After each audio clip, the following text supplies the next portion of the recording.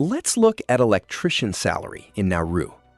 The average electrician income in Nauru is around 11,800 US dollars a year. That is the average annual gross salary before tax, but after tax, your take-home pay drops to $10,600. This leaves you with an approximate monthly after-tax pay of about $883. When you start out, electrician wages sit well below this average because you're still learning basic skills on the job. Pay goes up steadily during your first few years, but it usually plateaus if you don't move into a supervisory role. On top of that, having a university degree separates pay levels, even though local rules might not require one. A higher education helps you move into better electrician income brackets, or step up into roles like electrical project manager or systems inspector.